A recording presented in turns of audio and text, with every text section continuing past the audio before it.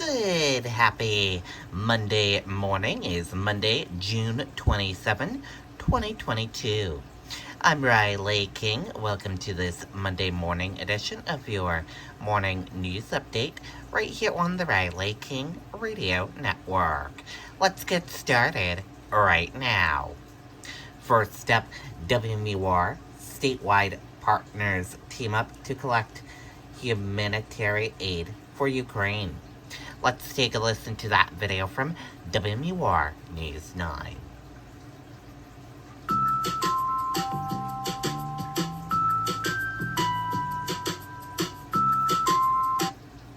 How Alex Ray ended up in Poland, mapping his route into Ukraine, began at home in New Hampshire, where the founder of the Common Man family of restaurants watched the war unfolding. It's a terrible thing. It's a disastrous, and I couldn't figure out what to do. As a member of a Rotary Club in New Hampshire, he decided to reach out to fellow Rotarians in Poland. And find the Rotary and see if they'd help us, just a connection, and they went overboard by us. A few weeks ago, Alex, along with Granite Staters Susan Matheson and Lisa Muir, flew to Warsaw on a scouting mission to figure out how New Hampshire could help. While at a warehouse in Poland, he could see how the first funds he raised turned into relief supplies, bearing the stamp of the Plymouth, New Hampshire Rotary Club. The Granite State team then crossed into Ukraine to see those supplies delivered with their own eyes, even carrying them to refugees in their own arms. We've been in Ukraine, but not taking pictures of damage. We know what that looks like. So we've been talking to people, what can we do? He says shipping relief supplies is not an efficient option, so he came up with a plan for Rotarians there to spend money raised here on specific projects. We're told training is already underway for trauma counseling that will take place at a daycare for refugee children in Poland.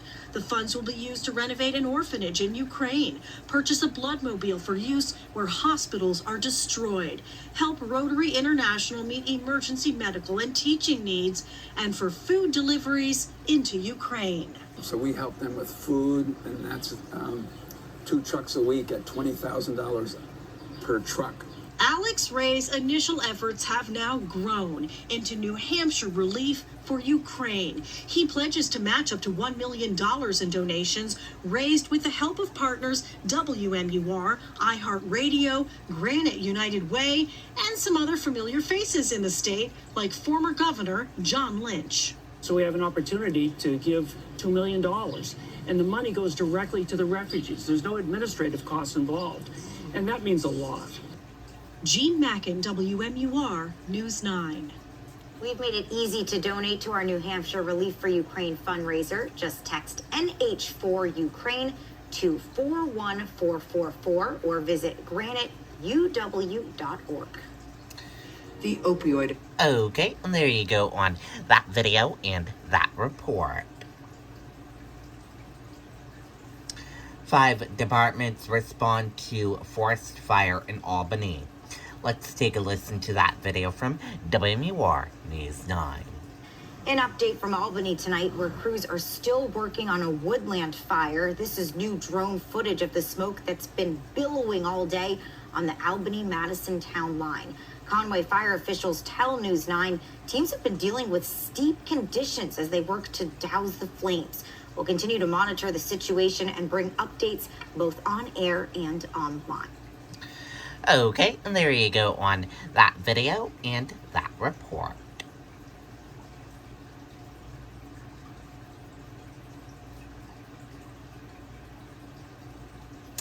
Salem man with aggressive leukemia finds a match for stem cell transplant.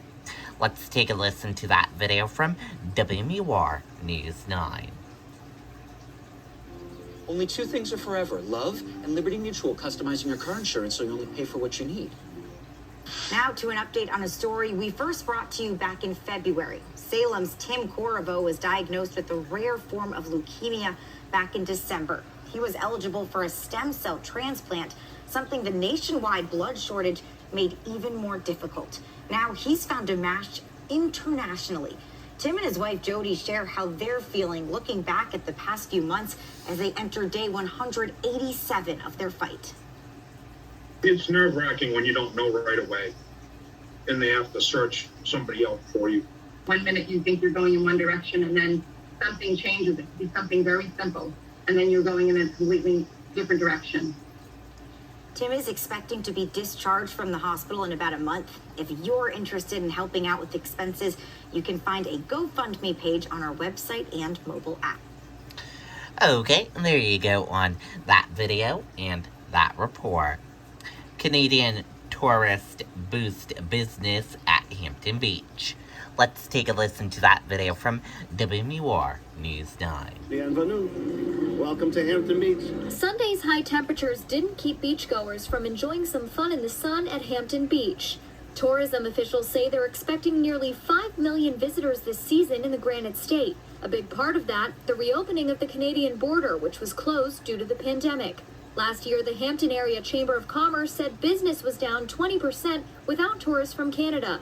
They love shopping in Hampton. They love eating out at our nice restaurants. They love going all over New Hampshire. So now, business owners like Chuck Rage say they're thrilled to welcome them back. What's nice about it is they like to have longer vacations. So instead of coming for 1 or 2 nights, they usually come for a week or 2. Yeah, we've definitely seen a lot more Canadian tourists. I really enjoy it because I get to practice my French with them. Elizabeth Clark is visiting this weekend from Vermont.